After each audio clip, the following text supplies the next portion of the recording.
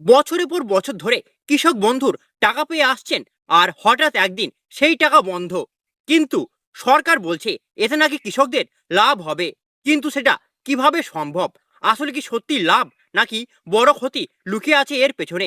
আজকে ভিডিওতে আমি হিসাব করে দেখাবো বিজেপি সরকার আসলে আপনার পকেটে ঠিক কত টাকা বেশি দেবে, আর কত টাকা আপনার কমতে পারে। সংখ্যায় দেখে আপনি চমকে যেতে পারেন। ভিডিওটি অবশ্যই শেষ পর্যন্ত দেখুন, কারণ শেষে এমন একটি তথ্য বলবো যেটা জানলে সরাসরি সরকারের কাছে আপনি দাবি জানাতে পারবেন। ভোটের আগে প্রধানমন্ত্রী নরেন্দ্র মোদী মঞ্চে দাঁড়িয়ে ঘোষণা করেছিলেন পশ্চিমবঙ্গের বিজেপি সরকার জিতলে পিএম কিষানে 6,000 টাকার সাথে আরও 3,000 টাকা যোগ হবে, মানে বছরে সরাসরি আপনার ব্যাংকে ঢুকবে 9,000 টাকা। শুনতে দারুণ লাগছে, তাই না? কিন্তু এখানেই আসল গল্প শুরু হচ্ছে, কারণ এই ঘোষণায় কৃষক বন্ধু প্রকল্পের নাম একবারও নেননি। কিন্তু কেন নেননি সেটা হলো আজকের সব থেকে বড় প্রশ্ন।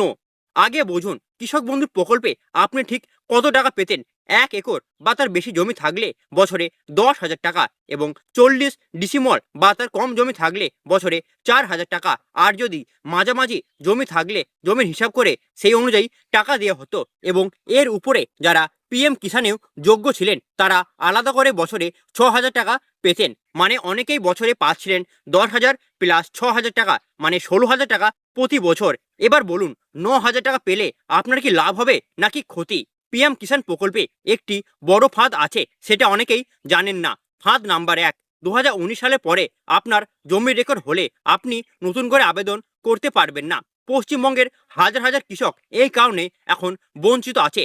ফাঁদ নাম্বার 2, পরিবারের 10 জন চাষ করলেও টাকা মাত্র একজনই পাবে। কিন্তু কৃষক বন্ধুতে পরিবারের যার যার নামে জমি আছে সেই টাকা পেত, তাতে কোনো বাধা ছিল না। তাহলে বুঝতেই পারছেন, শুধু টাকার অঙ্ক বড় হলেই চলবে না। নিয়ম না বদলালে লাখো কৃষক এই সুবিধা থেকে বাইরে থাকবেন। যে সরকার আসুক, কৃষকদের হয়ে দাবি তুলতে হবে, এবং সেই দাবিটাই হওয়া উচিত। 2019 সালের পরের জমির রেকর্ড দিয়েও পিএম কিষানে আবেদনের সুযোগ দিতে হবে। পরিবারের প্রতিটি সদস্য যার নামে জমি আছে, ছেলে হোক বা মেয়ে, সবাই যেন আলাদা করে টাকা পায়। এই দুটো নিয়ম বদলালে পশ্চিমবঙ্গের কৃষকরা সত্যিকারে লাভবান হবেন। না হলে সংখ্যাটা 9,000 দেখালেও বাস্তবে অনেকের টাকা এর থেকে কম পাবে।